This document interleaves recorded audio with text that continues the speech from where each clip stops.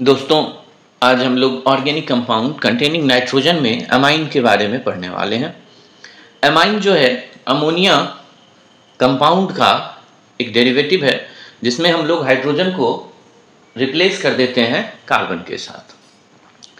तो अगर ध्यान से देखा जाए तो यहाँ पर हम लोगों ने जो एग्जाम्पल लिए हैं उसमें NH3 से हमने -H हटाया और एक कार्बन जोड़ दिया नाइट्रोजन के साथ, तो ये हमारा बन गया 1 degree amine.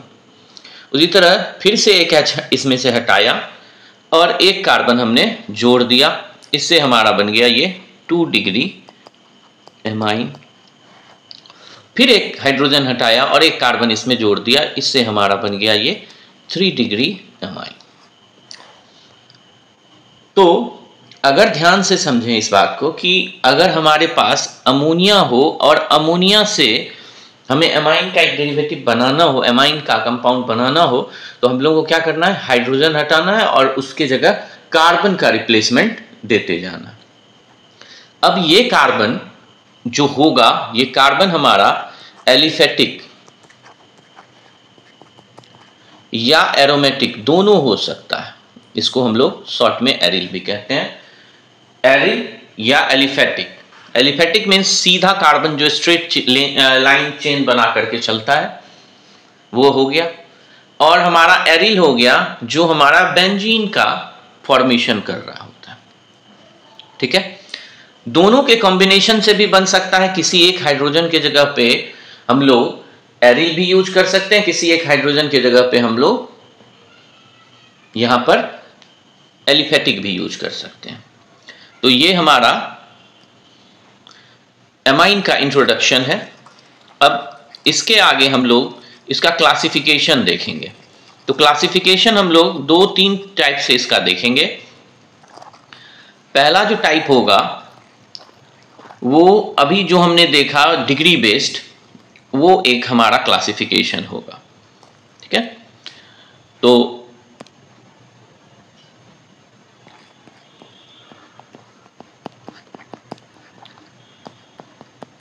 Classification degree based अगर देखते हैं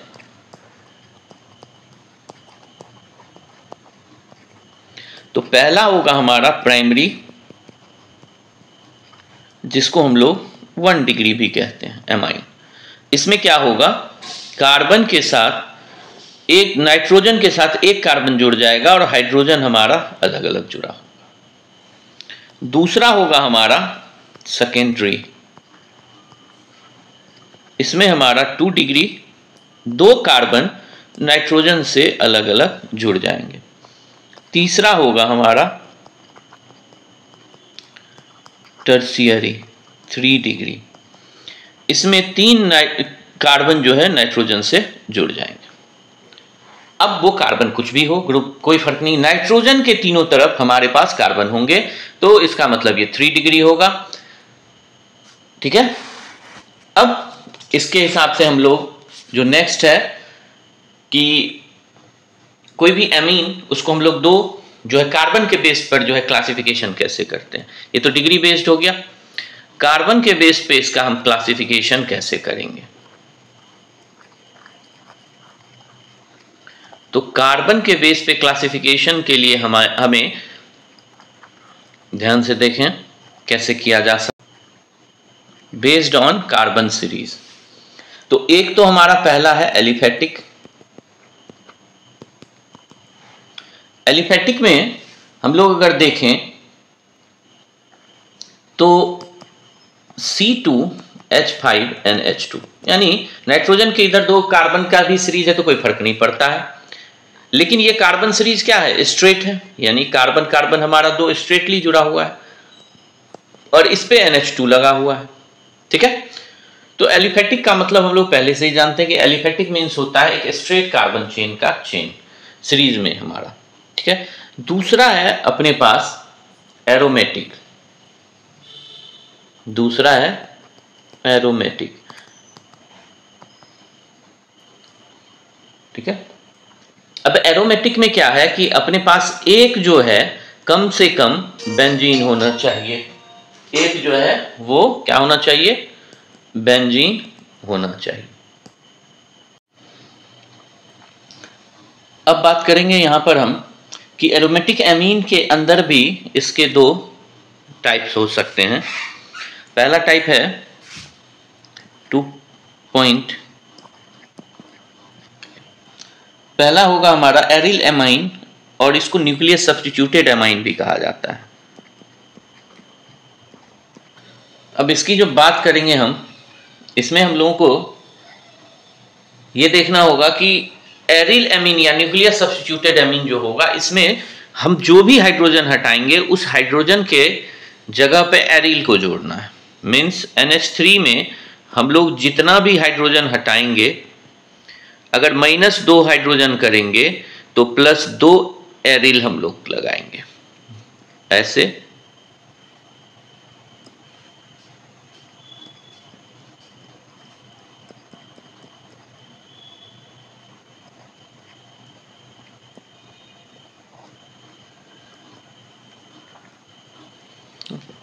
वहीं दूसरा है एरिल एलिफेटिक, यानी इसको हम लोग एरिल अगर बोलते हैं तो इसके साथ जब अल्काइल जोड़ देंगे, अल्काइल एमीन, तो इसमें एक हमारा एरिल प्रेजेंट होगा और बाकी कोई भी अल्काइल हो सकता है, या एक अल्काइल होगा 2 एरिल हो सकता है। फॉर एग्जांपल हम लोग क्या करें, एक एरिल ले लेते हैं, यहाँ पर नाइट्रोजन के साथ CH3 भी जोड़ सकते हैं, या मन करे यहाँ पर CH3 C2H5 जोड़ने का, C5HL जो भी जोड़ना है वो उस तरह से हम लोग जोड़ सकते हैं। दोनों हाइड्रोजन की जगह आ सकता है, एलिफेटिक भी आ सकता है, एरिल भी आ सकता है। तो ये क्लासिफिकेशन बेस्ड ऑन हमारा हुआ कार्बन सीरीज। नेक्स्ट जो क्लासिफिकेशन है यह है इसके कॉम्बिनेशन के बेस पर।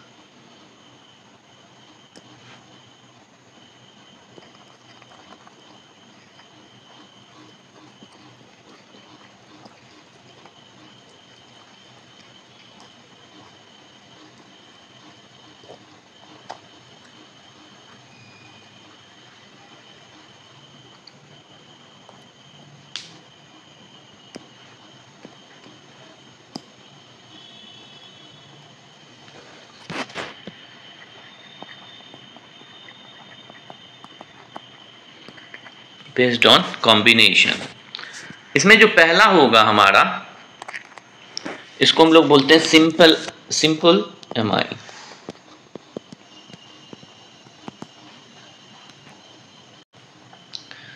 अब सिंपल एमाइन में क्या होता है हमारे पास कि जो भी अपने पास CH3 होगा वो सिंपली मतलब एक ही होना चाहिए, चाहे वो एल्काइल का हो या एरिल का हो।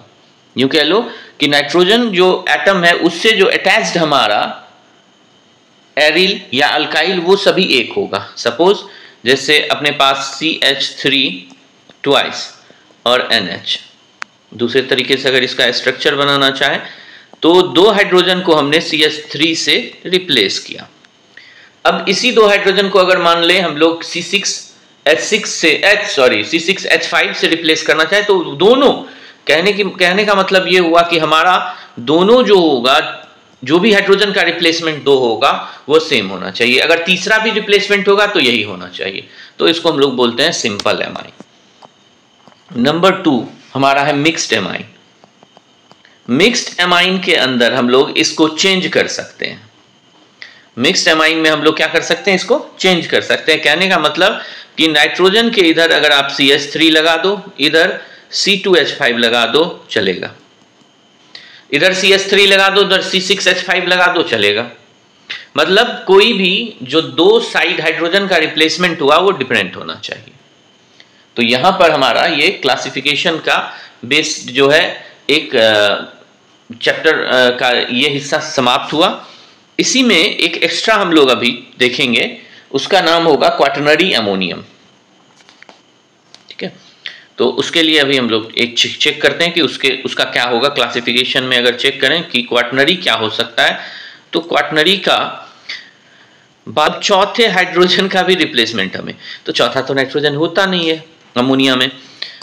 तो अमोनिया में हम लोग करते क्या है, सबसे पहले इसको NH3 है तो इसको हम लोग बनाएंगे NH4+।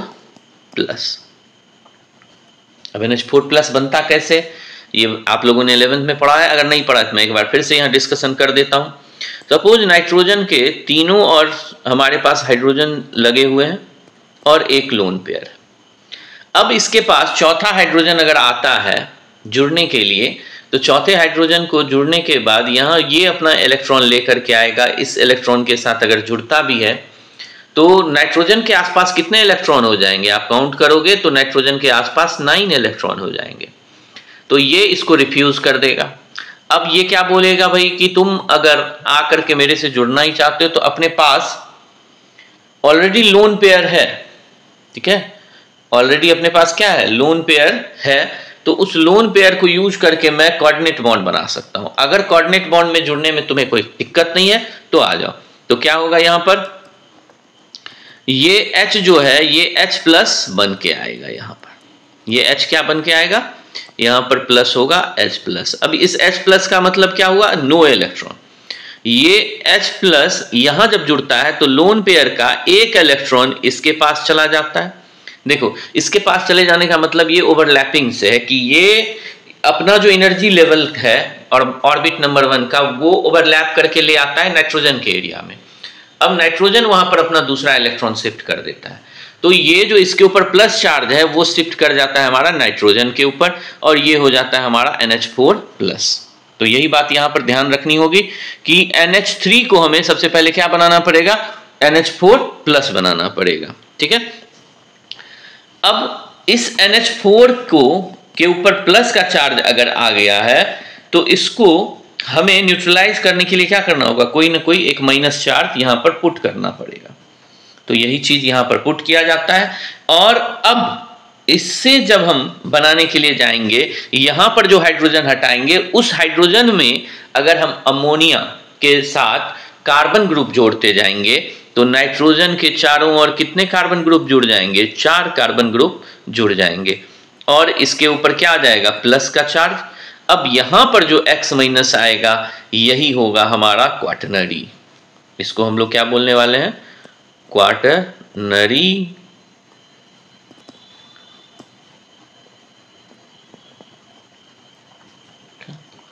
क्वाटरनरी अमोनियम कंपाउंड, तो बोलने वाले हैं क्वाटरनरी अमोनियम कंपाउंड, ठीक है। तो ये हमारा क्लासिफिकेशन हुआ। तो आज इस लेक्चर में यहीं तक हम लोग देखेंगे। नेक्स्ट लेक्चर में हम लोग नोमेनक्लेचर को पढ़ेंगे। नोमेनक्लेचर को 2 हिस्सों में बांटेंगे, एलिफेटिक के लिए अलग पढ़ेंगे, एरोमेटिक के लिए अलग पढ़ेंगे। उसके अंदर भी हम लोग देखेंगे कि हमारा जो ट्रिवियल सिस्टम का नोमेनक्लेचर क्या कहता है, IUPAC क्या कहता है। तो हमारा आशा है कि इस वीडियो में आप लोगों को जो भी इंफॉर्मेशन मैंने दिया वो आपको पसंद आए। अगर आपको ये पसंद आए तो हमारे इस चैनल को सब्सक्राइब करें तथा बेल आइकन पर प्रेस करें ताकि नए वीडियो अपलोड होते ही आपको उसका नोटिफिकेशन मिल जाए। अपने दोस्तों के साथ भी हमारे इस चैनल को जरूर शेयर करें ताकि उन्हें भी, अगर आपको ये आसान लगे तो उन्हें शेयर करने का बेनिफिट ये होगा कि उन्हें भी यहाँ से समझने में कोई प्रॉब्लम नहीं होगी। बहुत बहुत धन्यवाद। जय हिंद।